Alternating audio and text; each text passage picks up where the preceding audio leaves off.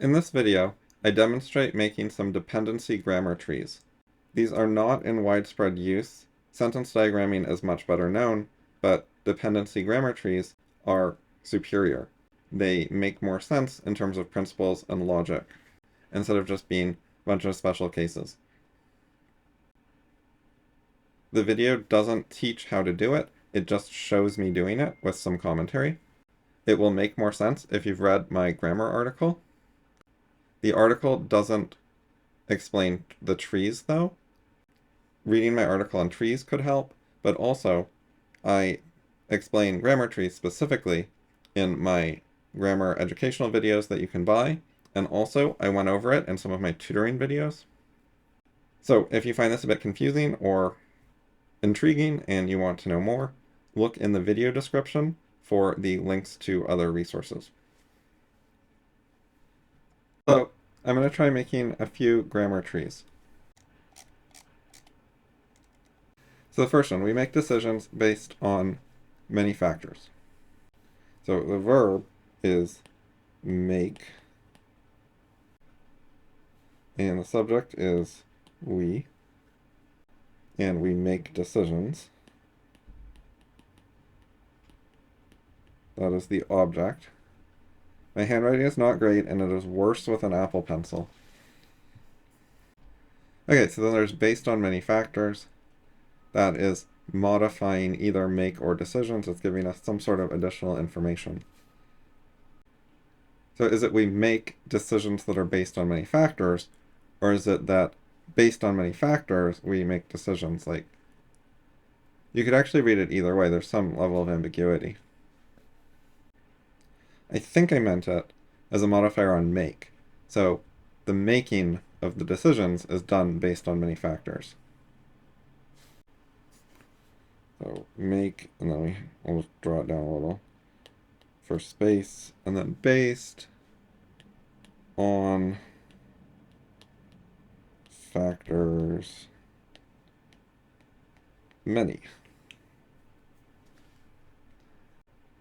The point of this is to understand the grammatical structure of the sentence.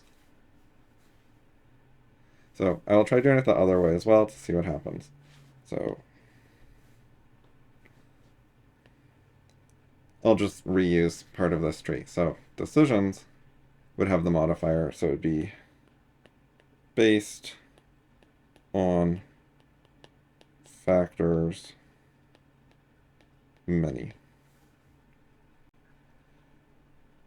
So this would be an alternative if you think that the modifier is for the type of decision rather than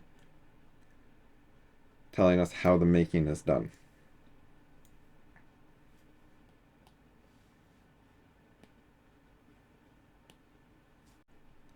This article is about how to make good decisions. So the verb is going to be the is.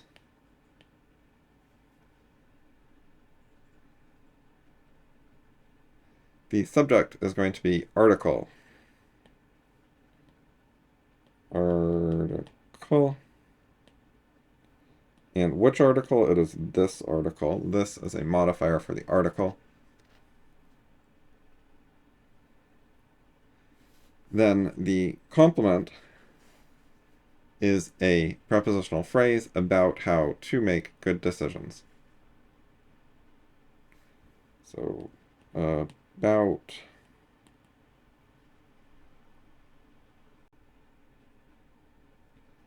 offhand, I'm not sure exactly what how is, but I do know what the structure is. How is going to be next, and then we're going to have to make, which you could do as two separate words, but to is just a particle here. It for making the infinitive form of make. So it is essentially one thing. To make is make in the infinitive form. So sometimes we conjugate verbs by changing the ending. So we have make, makes, and maked, and also making, which is for a different purpose. It's not a finite verb form, but it is also a conjugation of make. Conjugation meaning you change the ending to communicate some sort of information. It's a different variant of the word. We also have maker, which is a noun form. And so we also have to make, which is a different non-finite verb conjugation, kind of like making. So that is why I put them as a single word. You can put them as two words, but it doesn't particularly matter, and I think this way makes sense. Because it's one thing, just like how maked is one thing. Like, maked here is a single thing. You wouldn't give it two nodes compared to make, even though it is adding an extra D. So when you add the extra 2, it is very similar to that. Where it's not really a separate word. Okay, getting back to the main thing. So we have to make. And then we're making decisions. And what type of decisions? They are good ones. So good is an adjective. Decisions is a noun. To make is an infinitive. Decisions is the object of to make.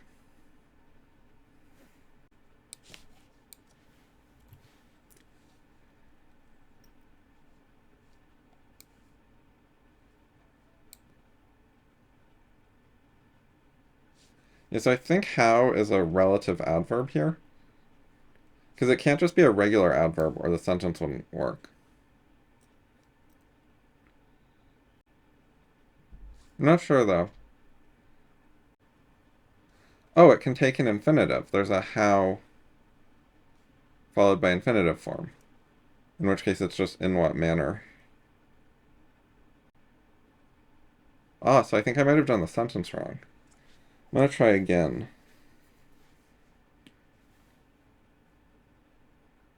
So I think it might actually be about to make, with how being a modifier, an adverb modifying to make.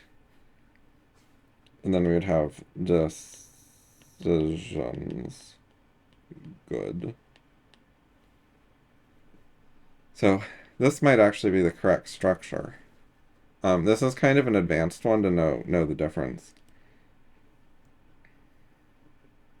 It's interesting because these sentences I've done look quite simple, and they're not very hard to understand as a reader, but when you try to understand the grammatical structure, it's not trivial. I wasn't expecting them to be this difficult. Okay, let's do the next one. One thing about this is you don't have to get this perfect. If you're pretty good at it, that's usually really helpful, and getting it perfect is a little more helpful, but usually not that big a deal.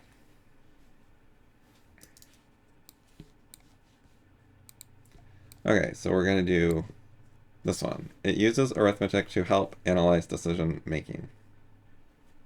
So the verb is going to be uses, and the subject is it. This is actually a tricky one again. Okay, so I'm going to write what I think it is, and then I'll try to explain.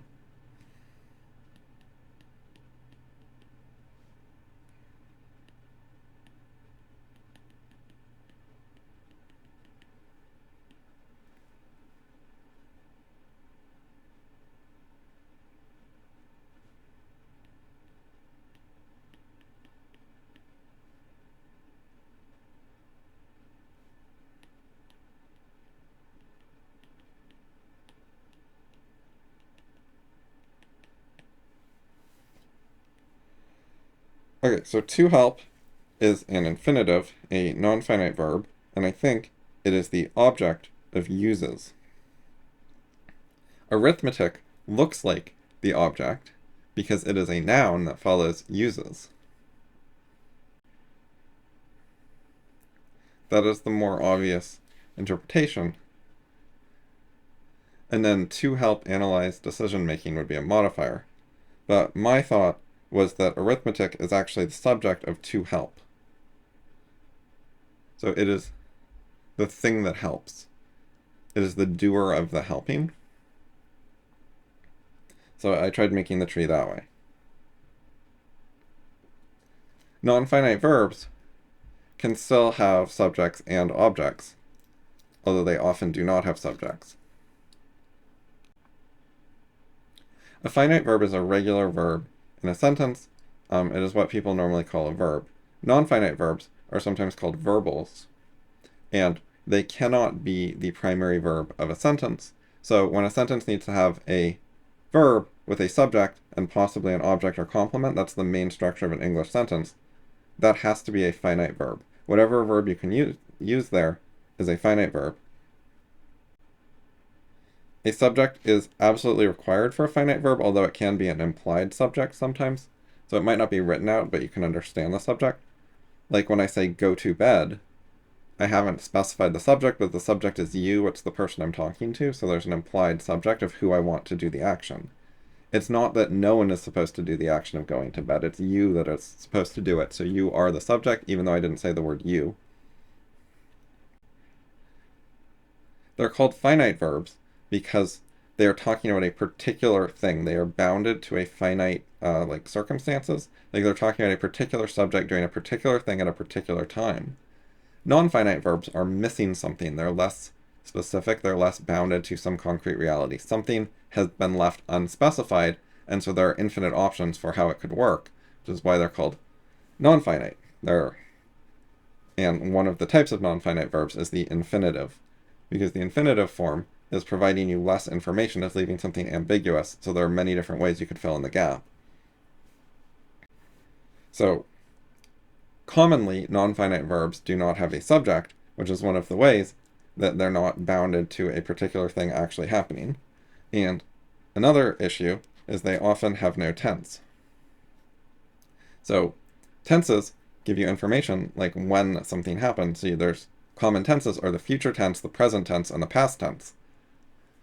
So we can say something happened in the past, like he ran to school, or we can say it's happening in the present. He runs to school, or he is running to school.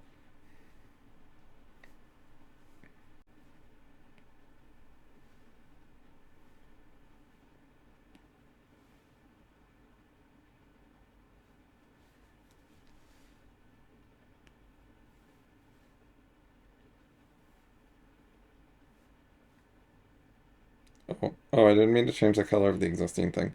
Doesn't really matter. I just want to have two different colors. So I'm going to try doing it the other way.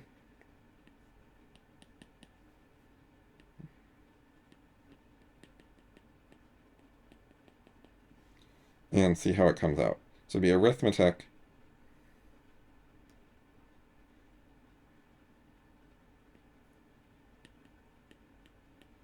And we would be viewing to help as a modifier of some sort. So arithmetic is a noun, so its modifier would have to be an adjective, which I think is wrong, but we'll keep going. So the ending's just going to be the same. Analyze is the object of help, and then making is the object of analyze, and then decision is the type of making.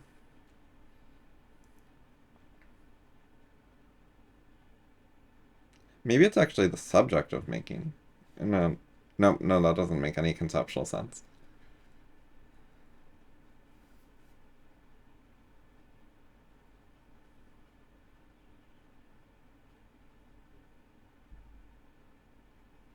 Yeah, we're just using decision as an adjective.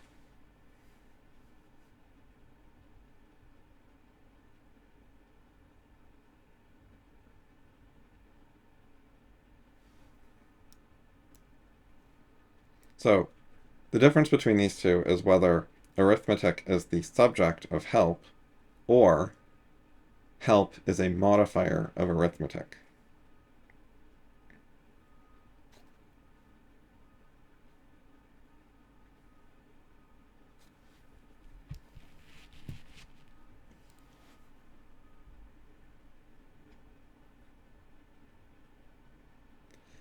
Again, it's interesting how what looked like a simple sentence that would not be difficult to read turned out grammatically complicated. I think there are few people in the world who would confidently and easily know the exact grammar of how this works.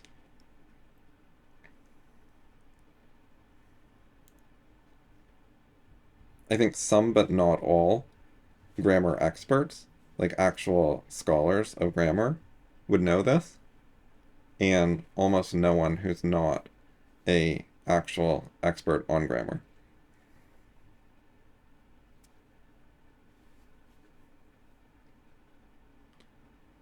Like they might think they know and give an answer, and the answer might be right because there's only two options, so you have a 50% chance, roughly.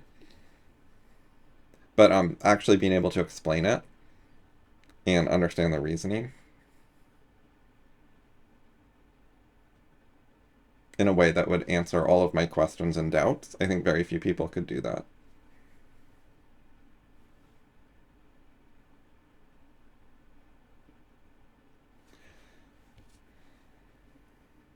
But again, you don't have to know grammar perfectly to get use out of it.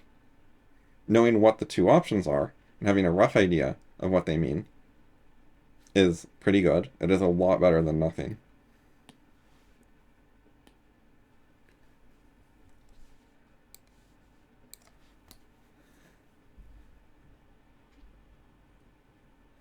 Okay, so this one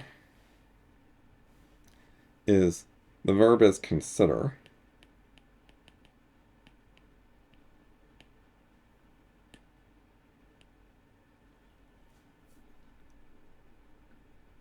You can't see the limit of where you can draw. I'll show you. See, where that's getting cut off is the highest you can draw, but there's no graphical distinction for where you can put your pencil. The top is just taken up by the little menu bar thing. Okay, so consider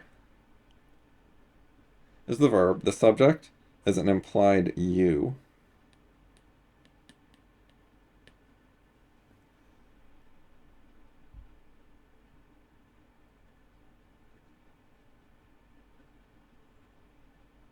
And the object of consider is buying, which is another non-finite verb. This one is either a gerund or a participle. I forget exactly which is which offhand and how that works. But if I looked it up, I'd remember. But knowing which one is, knowing the names isn't that useful. So I know that this is a version of a verb. It's based on the verb buy, but it is acting as a noun. However, because it's based on a verb, it can have an object, in this case, car, and a is the adjective for car,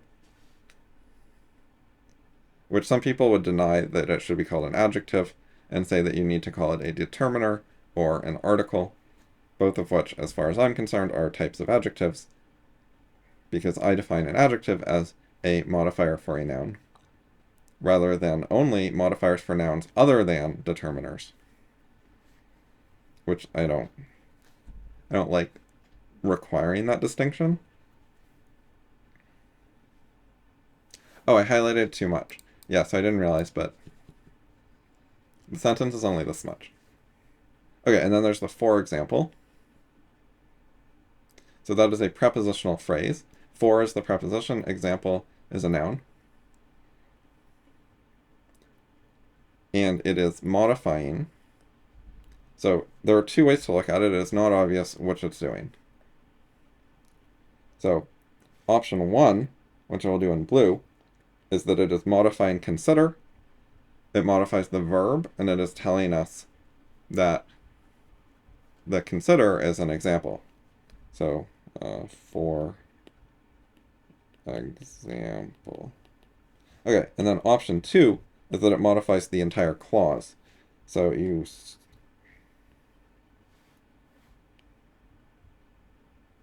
I can't draw high enough, but anyways, you get the idea. So I'm circling this, and then we're going to, off of that, go for example, and say that we're modifying that whole group. Now, the difference between these two, I'll make this clearer that it's not pointing at the circle. Okay, so the difference between these two doesn't particularly matter or change the meaning. Why? Because consider is the leader of the group.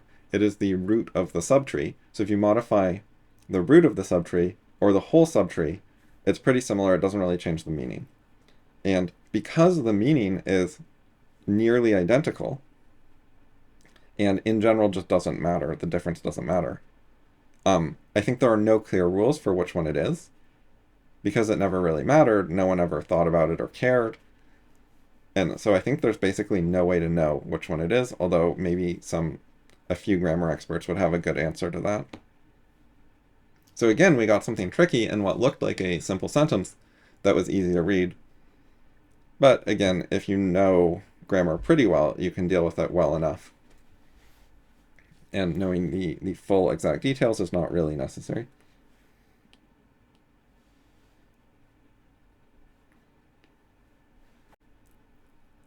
Okay, I'm going to do 2 more sentences. So first of all, I'm going to split up the you'll, the contraction, into 2 words. So that will be you and will. And so the verb here is will. That is the finite verb. And the subject is you. A lot of people would say that the verb is consider and that will is an auxiliary or helper verb. It's taught that way a lot, but from a more technical or accurate perspective, that is wrong. Will is the finite verb. You is its subject. And consider is acting as a noun. It is the object of will. It is a verbal, a non-finite verb. So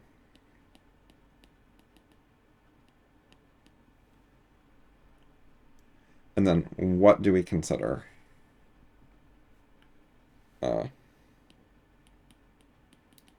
Price, brand, color, etc. Frequently, you would have a conjunction. So if it was a different sentence, consider would have an and under it, and then we would have price, brand, color, etc. However, in this sentence, there's no and, there's an etc. So I don't know if that's a little bit informal or exactly how that works, but we have a list of things under consider, but there's no word that is forming the list. Like, I'm not going to use etc. as the conjunction. That's not what it means. Etc. means like, wait, maybe it does.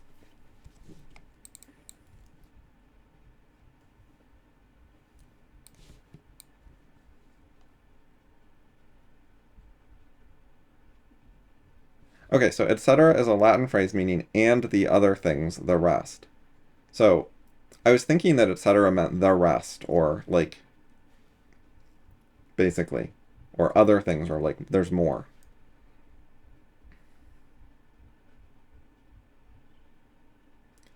But I think more accurately, it means and the rest. So what I'm actually going to do with the sentence is if we know what etc. means correctly, then it actually would be and price, brand, ... various other ones, because I'm not going to write them all out, but you would have the crash test ratings, the rear backup camera, etc. And then the last one would be the rest.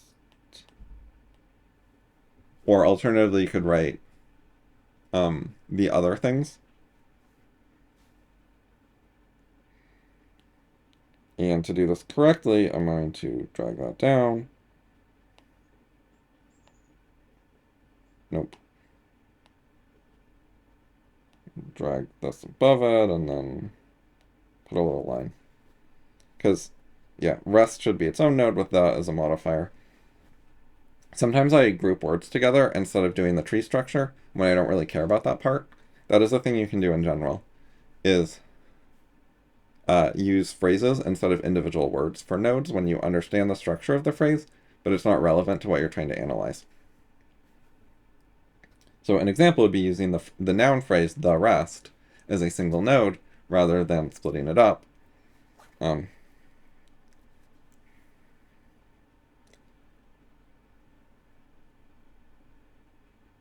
Okay, so again, ran into something a little bit tricky, but not that big a deal. And the final one, I looked ahead and I saw that this one looked actually easy. So let's see if I'm right.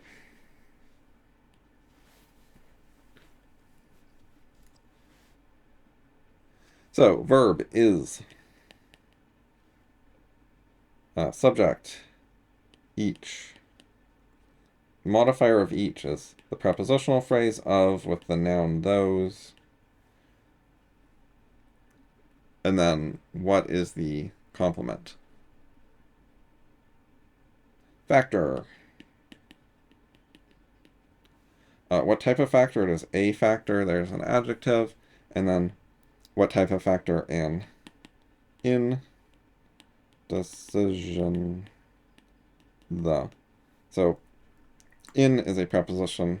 Decision is the prepositional object, a noun. And the is a modifier for decision.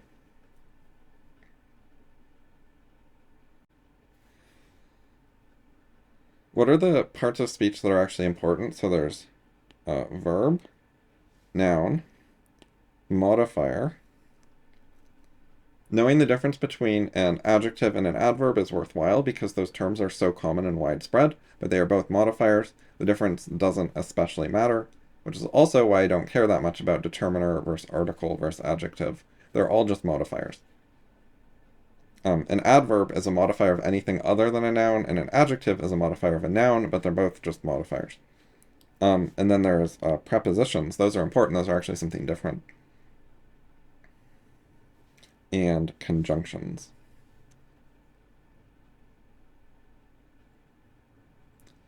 And there are some other ones like pronouns, but a pronoun is a type of noun. So it doesn't really deserve a major category. So these are the major ones that you want to understand. Oh, no, wait, I forgot one. Non-finite verb. What am I doing? Right. Verb. Non-finite verb. So I think it's good to know when something is a non-finite verb as opposed to a different type of noun or as opposed to a regular finite verb.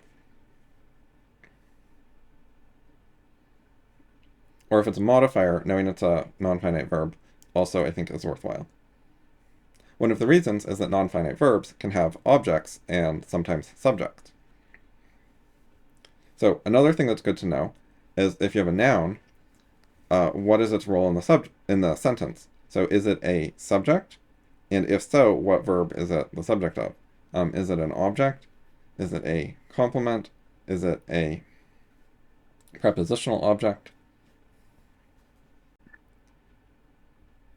You can't know this just from the parent. So in this case, the parent has the children each and factor. That's not a very good highlighting. You can use it as an underline. Anyway, so you have each and you have factor. They're two different nouns with the same parent is. So you want to know the difference between them. Each is the subject and factor is the complement.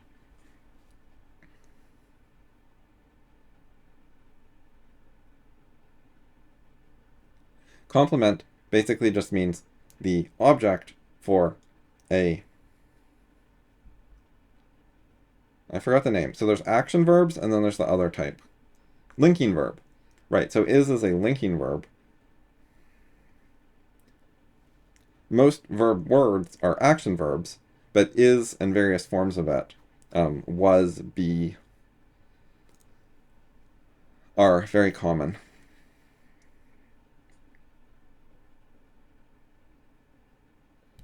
Anyway, so is linking two different nouns together, with each being the subject and the actor, the doer, the thing that verbs, and factor being the receiver of the action. In this case, the receiver of the linking action, which is considered a non-action, just a link, but it is essentially just an action. Linking is a particular type of action a verb can do that we have split into a separate category. And the separate category partly makes sense and partly useful, but partly you can see that it's still really the same type of thing as a verb, as a regular verb, an action verb. Anyway, by convention, if I have a verb, the first child of the verb is always going to be the subject, and then the second child will always be the object or complement.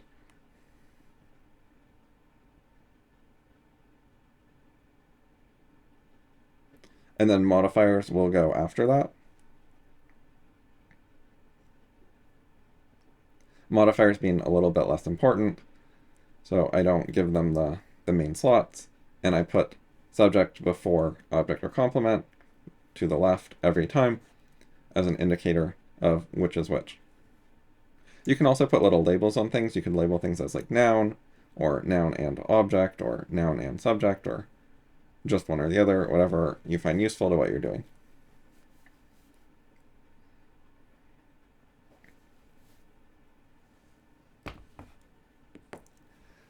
Also, if you liked this, ElliotTemple.com.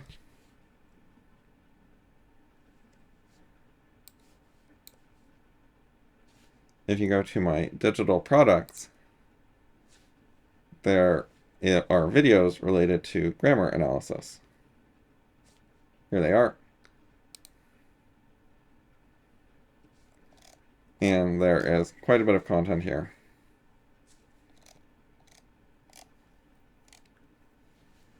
And also, there's one more thing. Oh yeah, so the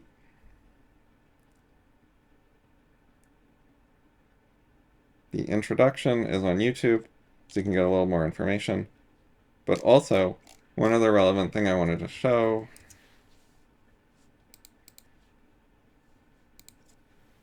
Curie, grammar, Peacock. I have a different free grammar video on YouTube. Here it is. Alright, I'm gonna... Peacock Grammar Exercises 1. So, this is quite a while ago, September 2017. Going on 5 years ago. So, I probably make a few mistakes or don't know some things compared to now. But, yeah, that's another 80 minutes of grammar analysis.